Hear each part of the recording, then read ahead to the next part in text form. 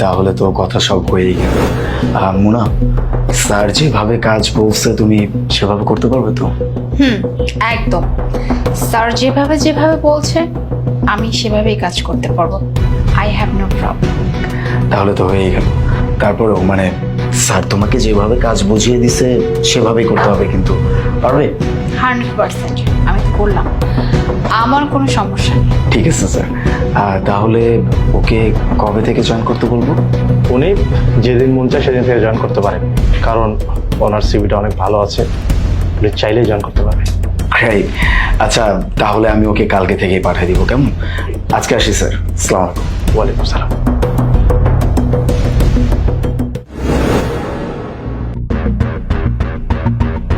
বাহ, তুমি চলে আসছো।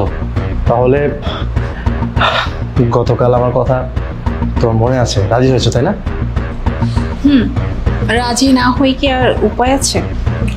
যাক, যেহেতু রাজি হয়েছো যে কাজের জন্য, সে কাজটা আমরা শুরু করি। বসে থেকে লাভ কি? ঠিক আছে।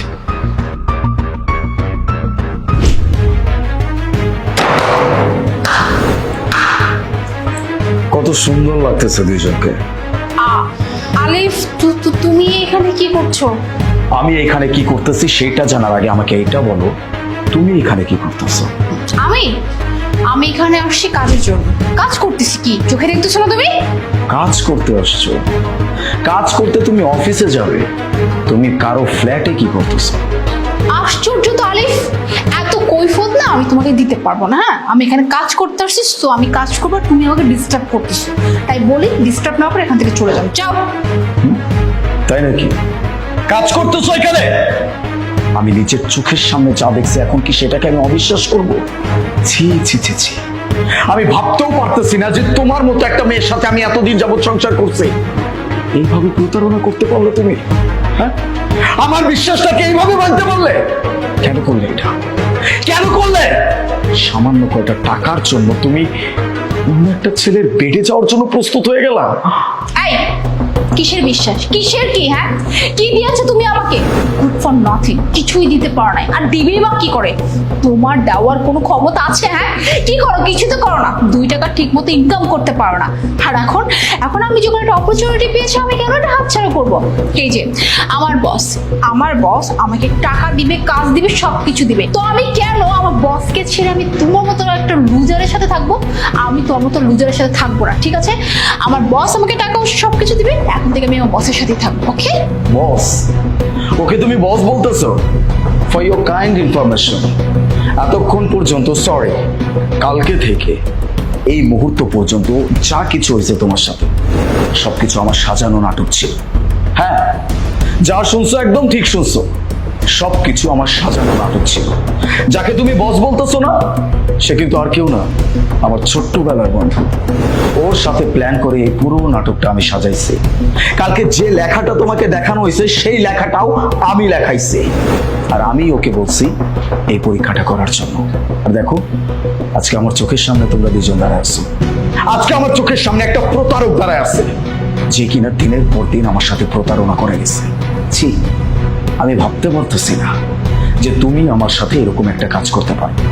আগে পরে তোমার সম্পর্কে আমি অনেক কথা শুনছি, আমি কিচ্ছু বিশ্বাস করে নাই। ওই যে ভালোবেসে বিয়ে করছিলাম, আর সেটার প্রতিদান তুমি আমাকে এইভাবে দিলা। কাকে কি বলতেছি আমি? এইরকম একটা মানুষকে নিয়ে নাকি আমি এতদিন যাবৎ সংসার করতেছি। তো কি করবো? হ্যাঁ, কি করবো আমি? আমার জীবন আছে, আমার বাচ্চা আছে, আমার সংসার আছে, আমাকে অন্য কিছু ভাবতে হয়? তোমার মতো আমার অপদত্তের সাথে থেকে আমি কিছুই ভাবছিলাম, আমার জীবনটা পুরো হেল হয়ে যাচ্ছিল। তাই আমি ভাবছিলাম, আমি যেহেতু এত বড় একটা অপরচুনিটি পেয়েছি, আমি অপরচুনিটিটা কেন টেক করবো না? তাই তো আমি সুন্দর মতো তার প্রপোজাল রাজি হয়ে গিয়েছি। এখানে ভুলতে কিছু করি নাই। Just shut your mouth! আর একটাও কথা বলবা না তুমি। নিজের অপকর্ম লুকানোর জন্য তুমি এখন আমাদের বাচ্চার নাম ইউজ করতেছো।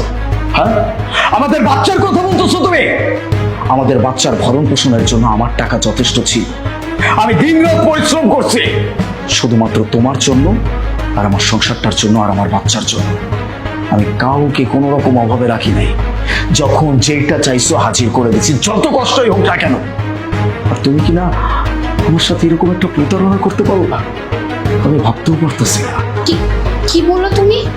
মামা আলিফ দেখো, আমি না হয় একটু ক্ষণিকের জন্য আমি একটু মানে বেপথে চলে গিয়েছিলাম, বাট আমি তোমাকে কথা দিচ্ছি আলিফ, আমি আর কখনো এমন কোনো কাজ করব না। আমি আমি আমি তোমার সাথে থাকবো, প্লিজ আমাকে এবার মতো ক্ষমা করে দাও। ভুল? কিসের ভুল? তুমি কোনো ভুল করো নাই। তুমি আমার সাথে অন্যায় করছো, আমার সন্তানের সাথে অন্যায় করছো।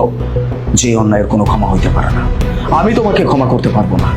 আর যে অন্যায়টা তুমি করছো সেটার জন্য শুধুমাত্র একটাই শাস্তি হইতে পারে, সেটা হচ্ছে ডিভোর্স।